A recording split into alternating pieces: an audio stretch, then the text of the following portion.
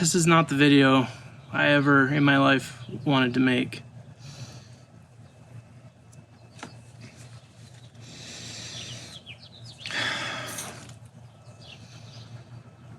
Let me get you up to speed real quick. We had a house fire, and I'll show you guys everything, so just hang on.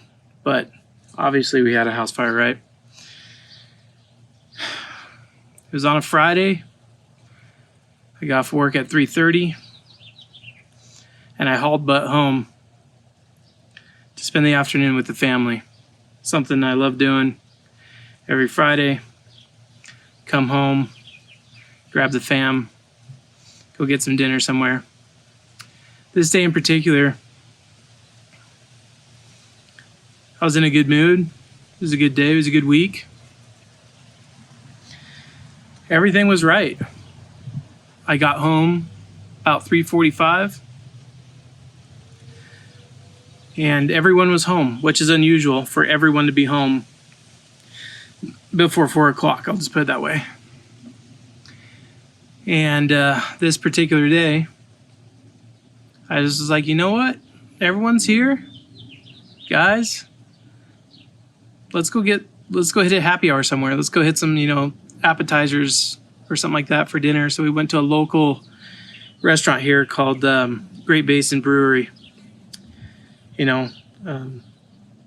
We walked up to the counter, ordered our food, sat down. I just had one sip of my Coke, and I get the worst phone call I ever thought I'd get.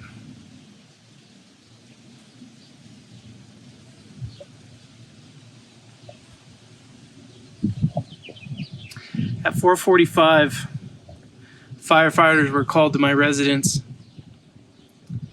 saying that there was obviously a fire, right? 5 minutes later, the chief of police called me. Chief of the fire department called me and said, hey, your house is on fire. At this point, we were already on our way because my neighbor on that side called me. At first, I thought it was someone messing with me because it came up from Santa Clarita, California, and I have some friends there. The first thing I heard her say was, Clint, your house is on fire. Get home now. And I shook internally. Didn't want to believe it. I said, who is this? She goes, this is Kathy, your next door neighbor. Get home now. Your whole house is on fire.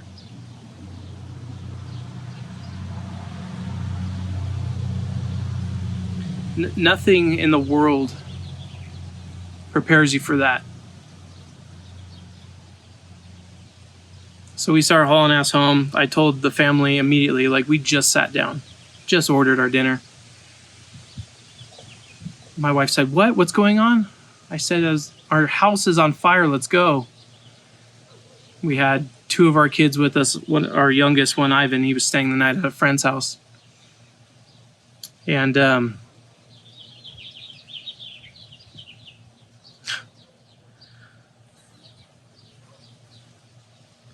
I've played this story over 1,000 times in my head. Please excuse the video quality. I'm doing it from my cell phone just because all my stuff is in disarray right now. And I'll take you guys through a walk of everything that happened. We'll even go inside the house to where all the damage is. And I'll let you guys see it all. And I'll tell you what moving forward here to expect for me. We hurry home. Going 65, 75 miles an hour in 35-mile-an-hour zones, just irresponsibly driving too. I just wanted to get home. I didn't care about anything. We had 2 dogs inside and a cat that belonged to my son.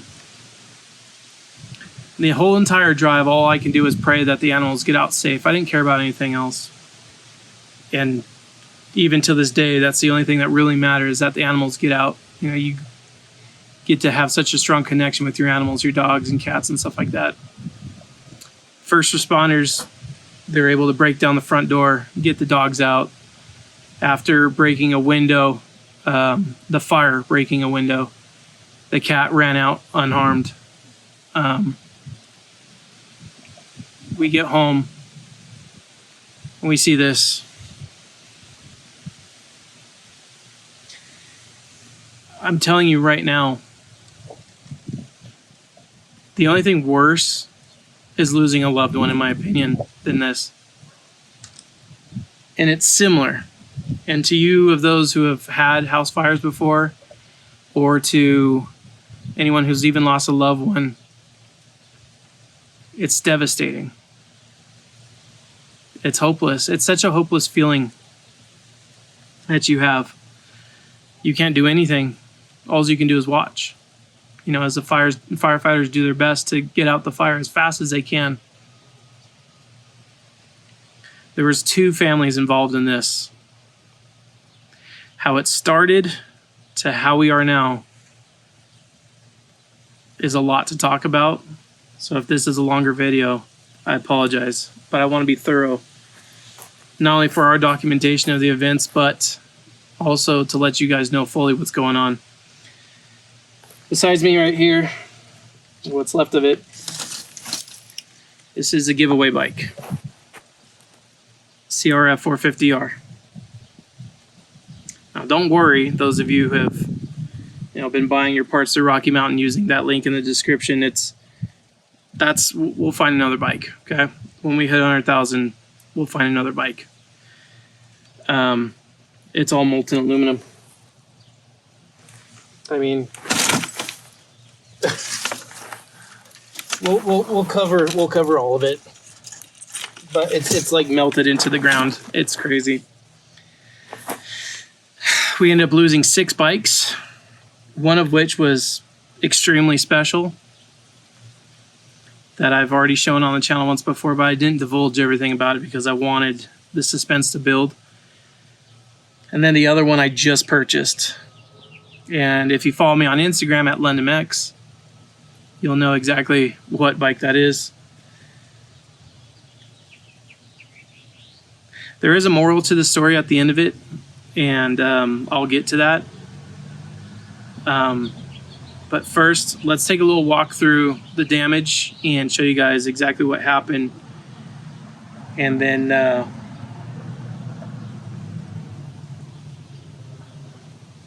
we'll talk about what we got to do.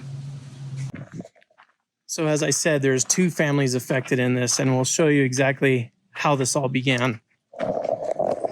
So right here, it's fire investigation line. This was my shed. Inside my shed was my daughter's brand new GPX 140. That's melted down to nothing. Actually, we can go in here. I own the damn place. This is what's left of her GPX. This is a brand new bike.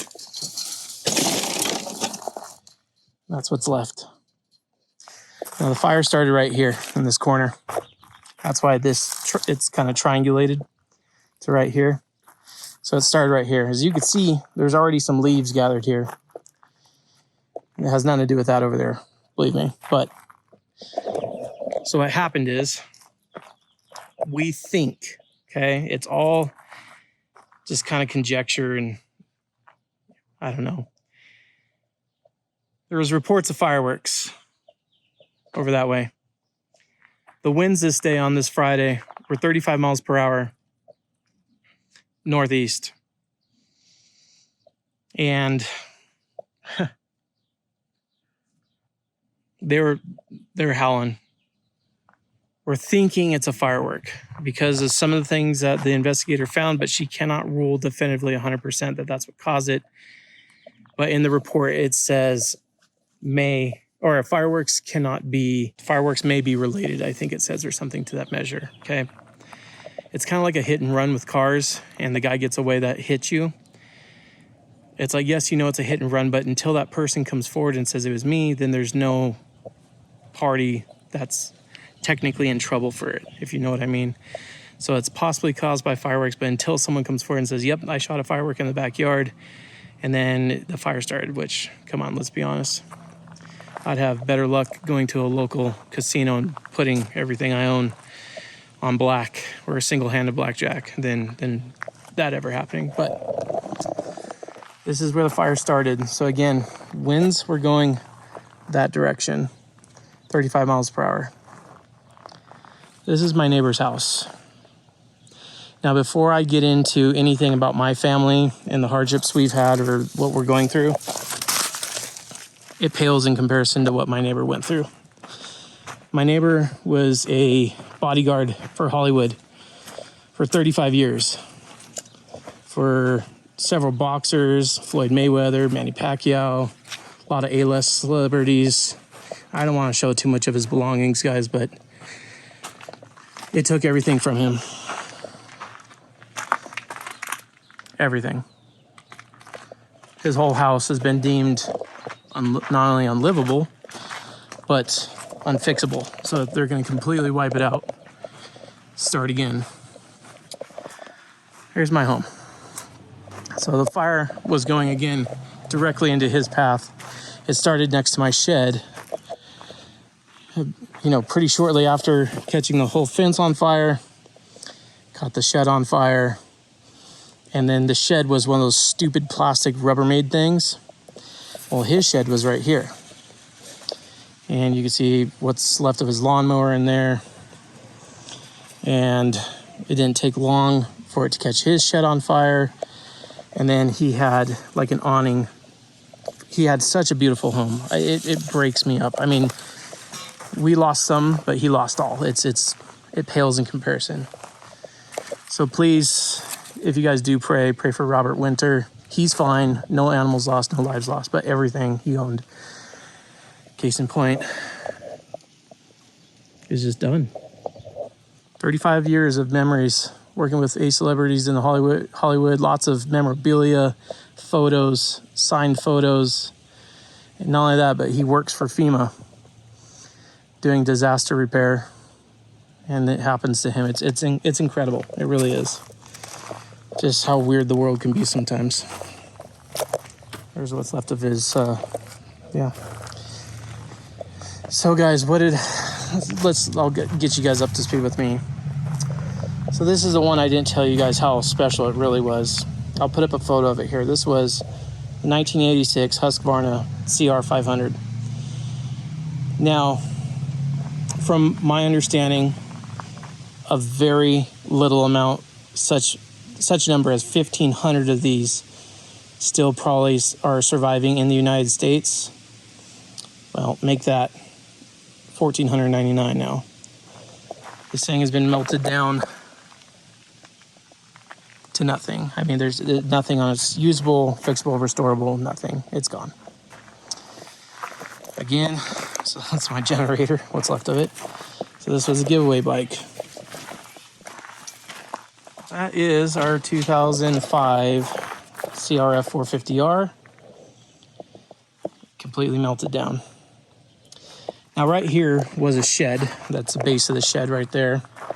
So if you can imagine this, fire's just roaring right here. My tree, fence line, my Rubbermaid plastic. Don't buy those things. If you have one, get rid of it. Like I'm telling you right now, when those Rubbermaid sheds catch fire, it turns into oil, and that oil is absolutely impossible to put out with water. It just spreads. So this was all fire right here along my fence line.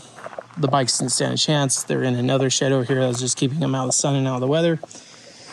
And this this frame of the shed was propped up just to get it out of the way for the firemen to soak down all the coals.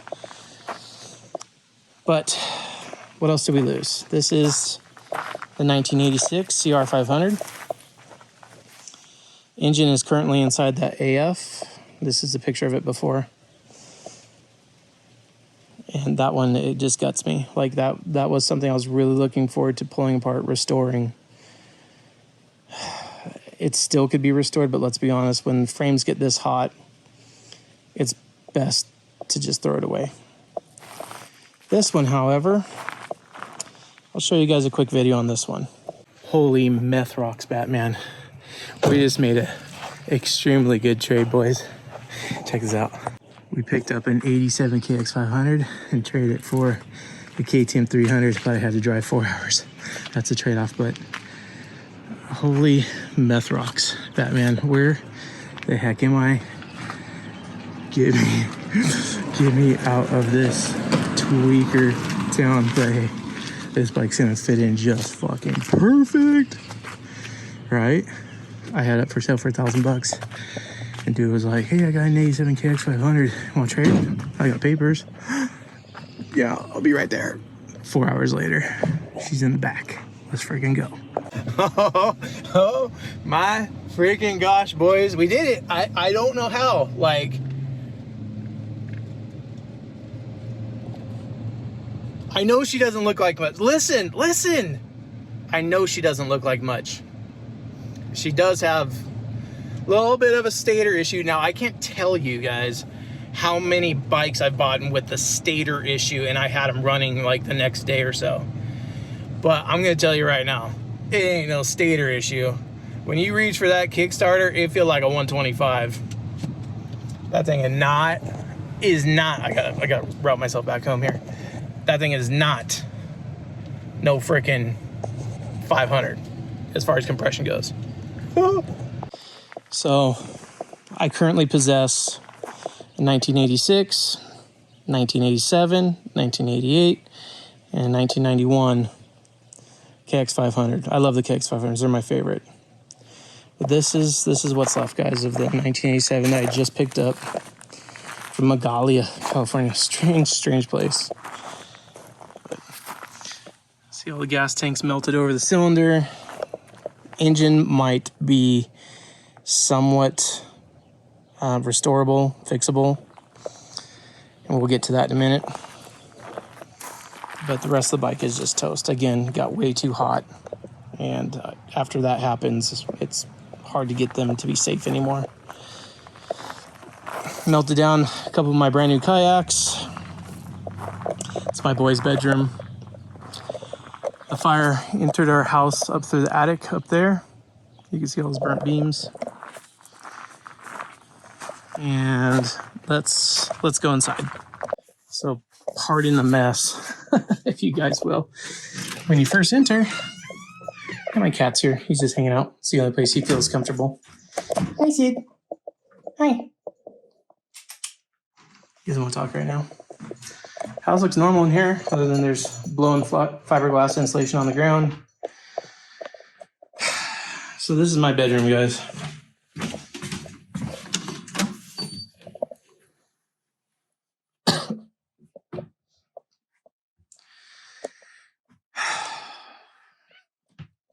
You should not be in here, mister.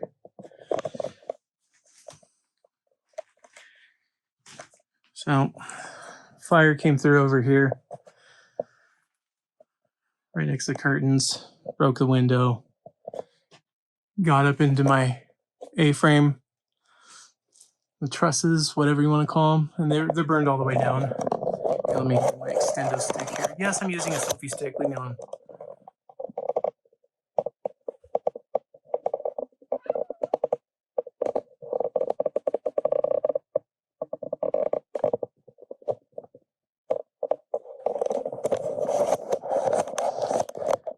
Some bumpy editing, I know. But guys, fire also breached up there. The whole inside of the house was on fire inside in here. So obviously they had to spray it all down with water. Hence is why my ceiling has come down. Drywall doesn't like to be wet and it will collapse. We were here actually when it collapsed all the way, taking out our ceiling fan. But it's an absolute disaster, guys. Like I said, we lost some.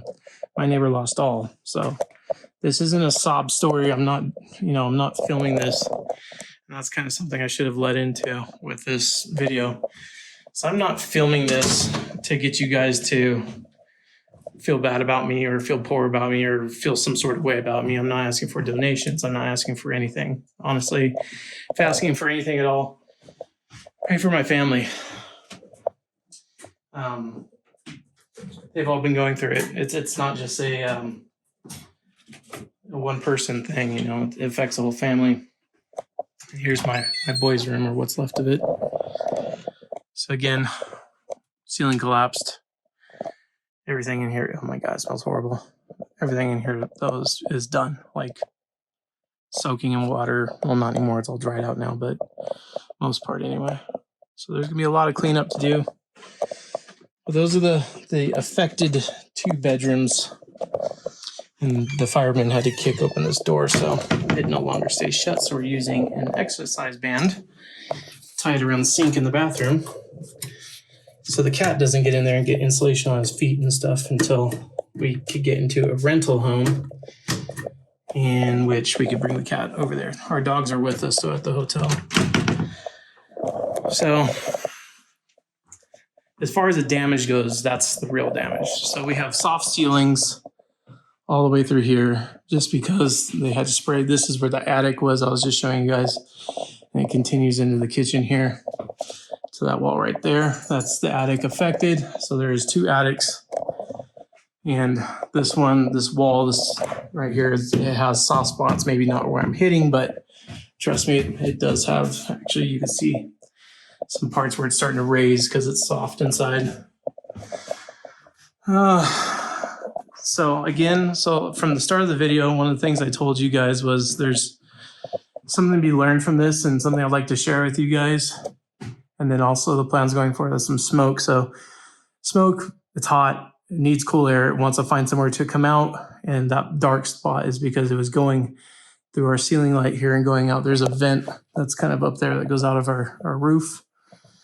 And then there's some more like kind of just smoke staining around there. If you guys can see all in there, some smoke staining. But all in all, we're extremely lucky that that's the only thing that happened. I hate saying it, but the wind was in our favor. Again, I hate saying that because it took someone else's house, right? It doesn't feel right even saying that, but that's what saved us, is the wind was blowing kind of away from us. Oh, Harleys! I have to keep some sort of humor in this, guys, seriously. So what I want you, so out of all the hundreds of videos that I've done, it wasn't 1,100, but you know what I mean. Out of all the videos I made of repairing bikes, and maybe you guys took something from them, maybe it was just entertaining. I know I was in a different, chippier mood in other videos, so please understand the attitude in this one. But if you're a renter, this was our first home. We bought this.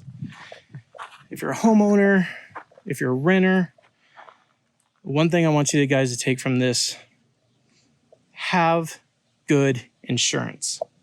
Even as a renter, you can get renter's insurance. It is worth it to spend the money for good insurance. We did. It's hard to breathe, that stuff inside in the rooms. We did have good insurance, thankfully. And they're going to be able to, in the next week here, start cleaning this all up. It's called mitigation. They're going to start cleaning everything up and ripping down all the walls, ripping down all the, all the insulation, all that junk, and, start rebuilding. We are looking to be out of the house for about a year, and that's an approximation. They can't give us an exact or even a good guess, just because we do get winters here that are pretty severe, several feet of snow at times, which will affect any progress at all. But, so, one of the things I wanted to do today, guys, so let's take this roasted KX500 out of here, because I think we could save the engine. Let's get it in the garage and see what we can save. Hopefully we can save the motor, because that is unfortunately the most important piece. But to me, the whole thing, the whole 87 KX500 is what I wanted. I wanted it in the steel frame. I wanted it all original. I didn't want this.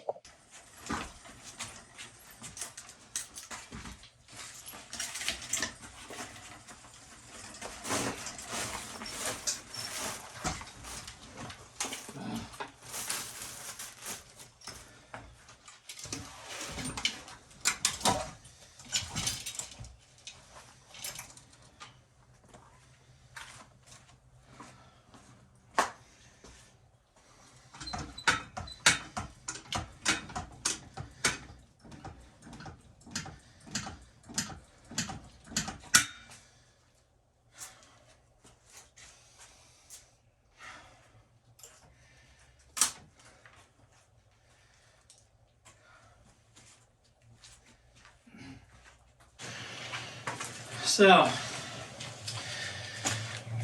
87 KX 500.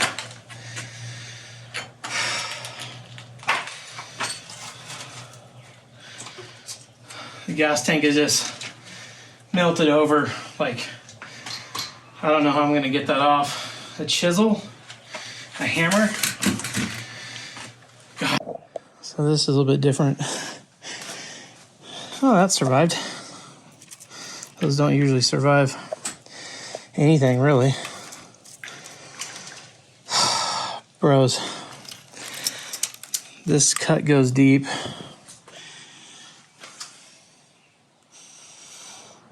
Like, seriously, the gas tank is just melted and entombed the upper part of the chassis.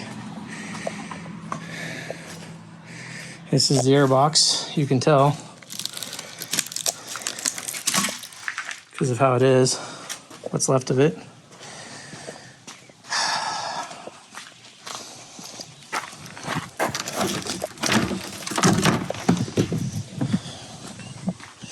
Garage is a disaster as always. At least that much is still playing true.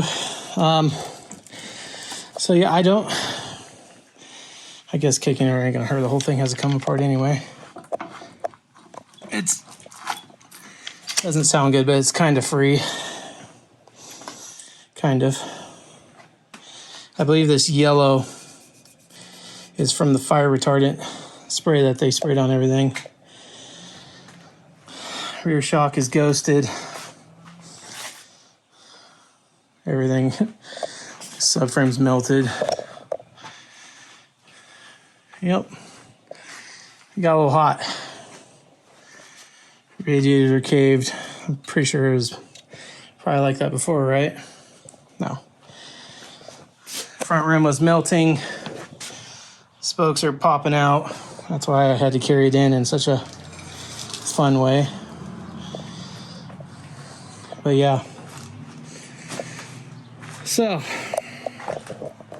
what kind of dirt bike channel would I be if I didn't try to at least fix this motor? Now, one side of me, just making sure, just one side of me wants to, you know, like the fire of the phoenix, the ashes of the phoenix, you know, make it rise again. I'll be honest with you, I don't think that it's possible with this. I mean, triple clamps are melted. I would need a lot of parts.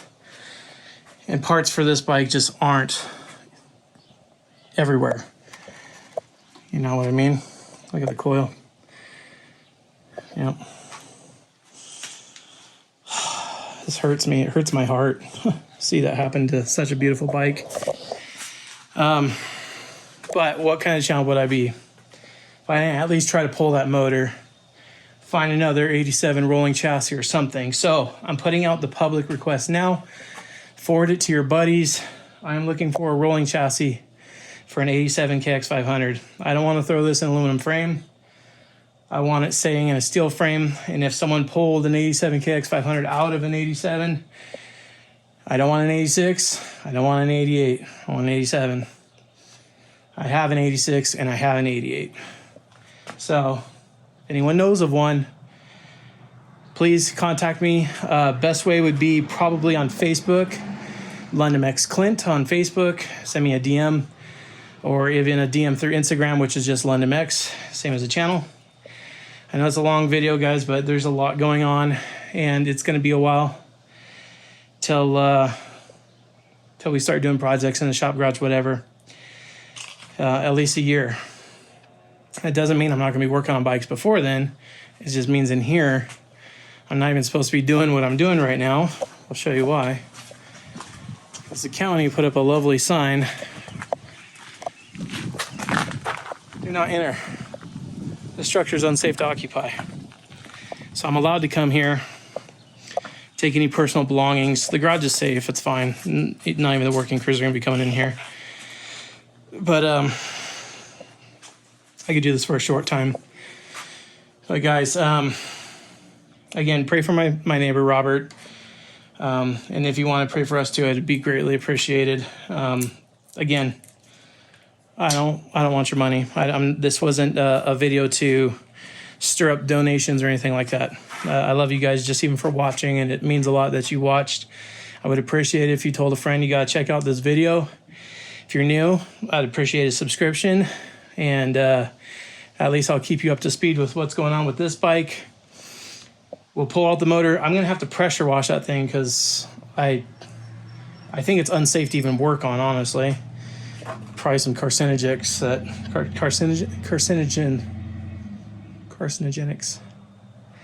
are on it that I shouldn't be touching, so I need to pressure wash that thing off. But all the water, gas, and electrical is turned off to the house. So that's how that goes. So we are going to be getting a rental house here in town, in which I will relocate some bikes over there. They're currently at my work. Like all the ones that are typically in here, the 14 other that survived, they're at work. But 6, we lost 6 guys, and 2 of them are Royal Heavy. The 86, I have a buddy, Thomas, that has another roller I could throw that into. I just wasn't planning on that, you know. Get good insurance, guys. If you think you do, make sure you have a few things, okay? So there's one clause in there that's gonna say your like building A or something like that, your main structure, basically your house. You need to make sure that amount at least matches the sale price of every house on the block, or if not, pretty damn close. Secondly, make sure you have ALE. It's like something living expense, like additional living expense is what ALE stands for. And so in between when your house is getting repaired from a flood or a fire, tornado, it doesn't matter. Your additional living expense is what's going to allow you to stay at a hotel or even rent a house and you not have to pay for it and your house at the same time. So we did have ALE, additional living expense, which means that we can keep just paying the mortgage on this house while insurance is going to be paying for our rental. So that's going to be helpful. So I'm not paying for a rental and this because that would be near impossible. And then make sure that there's personal injury. We had like $100,000 of personal injury, which isn't a lot, but we had almost $100,000 of additional living expense. We have like almost $400,000 of insurance on the main house. And just make sure, guys, that whatever your levels are, whether you're a renter, I mean, some of you guys are probably watching this right now and be like, oh, that doesn't apply to me. Well, it will at some time. If you're ever a renter or you're a homeowner, it's such a cheap thing to do every month, a few $100. Get your insurance, because I would have just, I don't even know. I don't want to think about it. The KX500 Phoenix will rise from the ashes at some point. So keep your guys' ear to the ground on that one for me. I love every single one of you. I'm going to just keep droning on in this video unless I close it off right here. I don't want to do that. But I miss you guys. I miss making the videos every weekend. But at least we have this in here so I can start picking it apart and see if I can get that engine out, break that engine down. I love every single one of you guys. I will see you on the next video. Don't know when that's going to be, but make sure you're subscribed and you take that little bell icon so you at least get a notification that, hey, I dropped a video. And I'll make sure to keep you guys up to speed, okay? Love you again. Peace out. Dang.